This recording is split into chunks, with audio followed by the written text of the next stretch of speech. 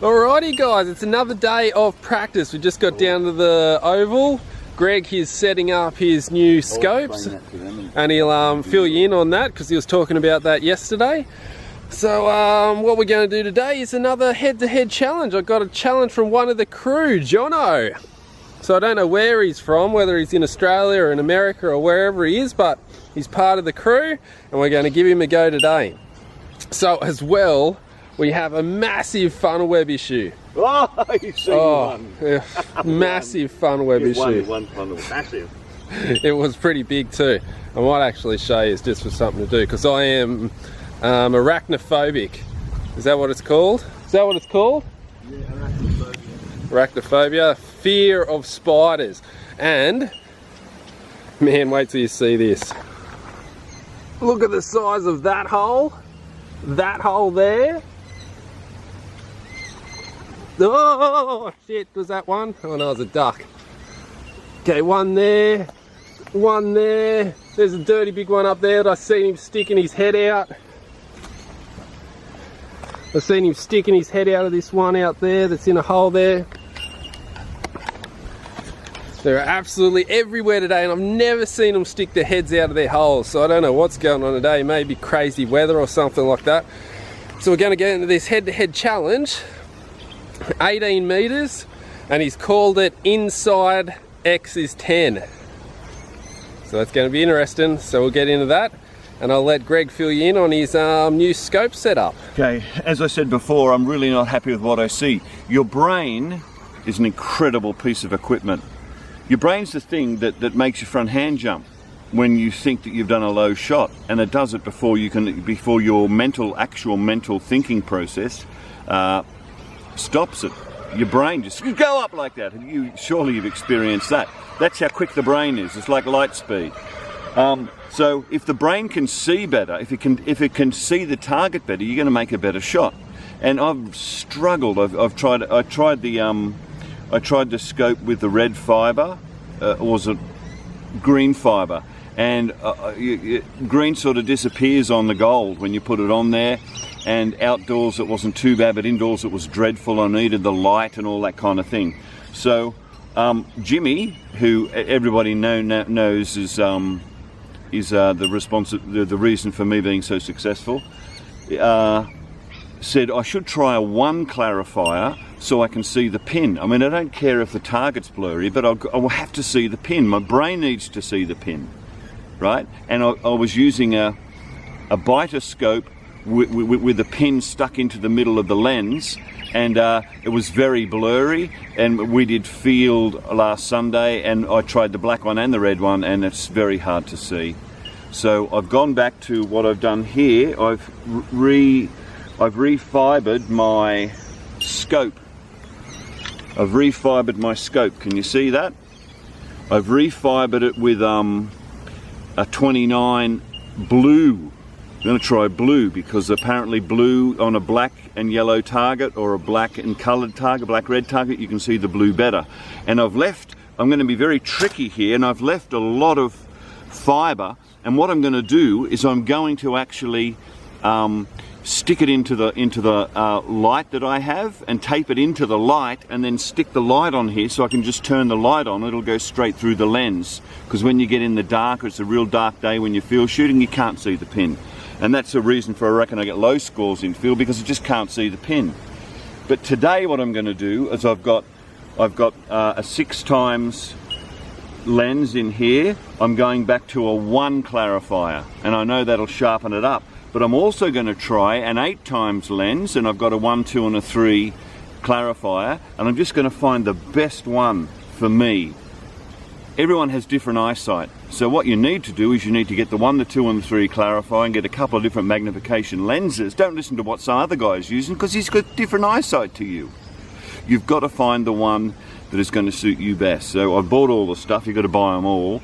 So I bought the lenses, I bought the clarifiers, and I will find the one where I can see the pin really well, and I reckon my scores will go up even more, if that's possible, even more. because I can see the pin properly. So that's what I'm working on today, and we'll see how it works, because after this, Jimmy and I are going to go through we're going to start at the beginning at 15 and go through the whole field, shoot all the way up to 60 and see what our score is. We may even do a match play as well for fun at 50, because that's where the money is. Alright guys, so let's get into this 18 meter challenge and see how we go. X is 10. Inside X is 10.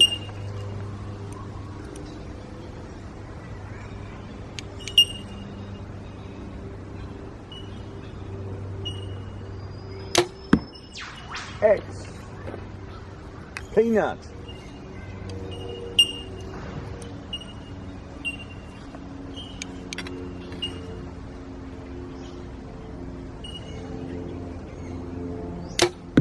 X. Peanut.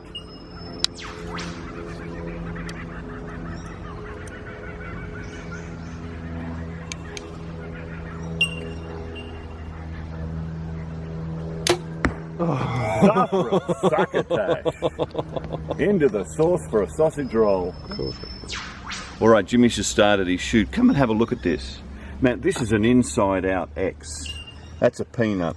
This is an inside-out X. This is a horror story. Now, I said to him, why? If you're going to shoot two inside outs, why would you, well, what's going on? He's got a bit of hand, bit of front hand. Front hand will always rise your shot up. Now, my factoid yesterday was about using that finger sling and not even attempting to catch the bow, not even thinking about it. Just forget the bow, because the finger sling will catch it. And I reckon if he puts a finger sling on, this kind of thing here, down here, will stop happening.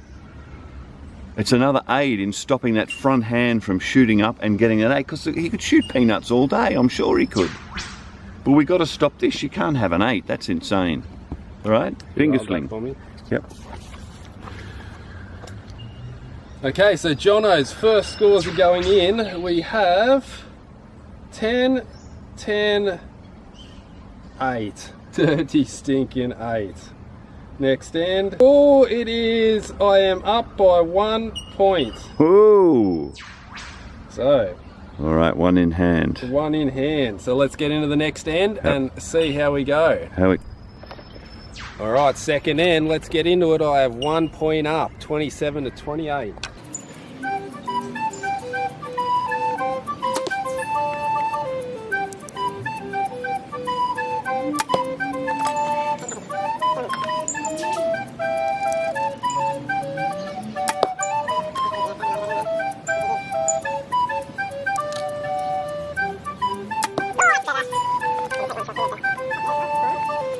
Alrighty guys, so I just seen the funnel web stick his head out. I'll give you a quick look, see if we can catch him. Can you see his legs sticking out of the hole there? Watch him disappear back in. Oh, you dirty bastard! No, you can see his head and everything. Oh my god! Dirty bastard! Look, this guy's even bigger. See if I can scare him back in. Alright guys, so if you've ever seen funnel web stick their head out of their holes like that before, let us know in the comments below, because I've never seen that, and if that's a normal thing, let us know, and if it's not, let us know that too, because I'm not too impressed about that actually. Alright, second round done. 3 X's, so 3 10s.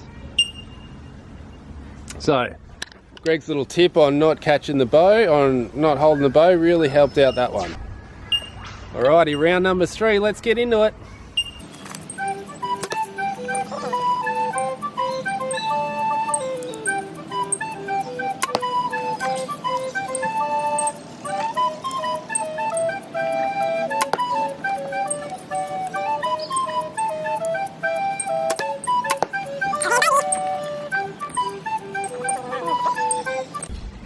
Okay, third end down, let's see how I go.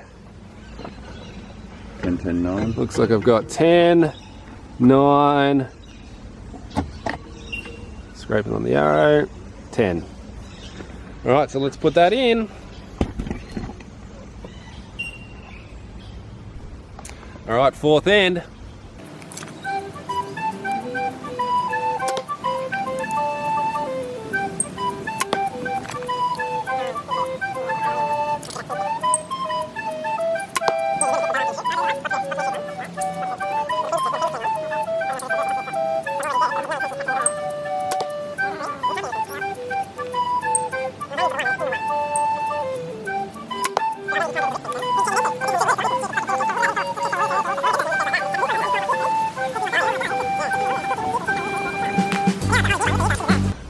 Alright, just got fourth end down. Let's see how it went.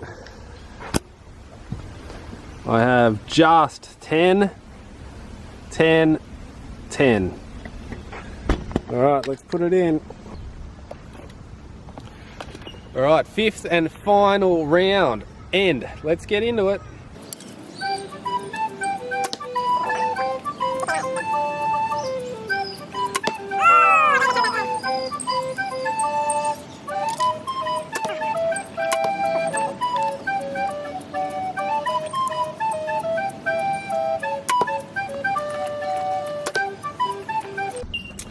Okay, just finished the final round and I got me last end collapse as I normally do, and let's see how it went.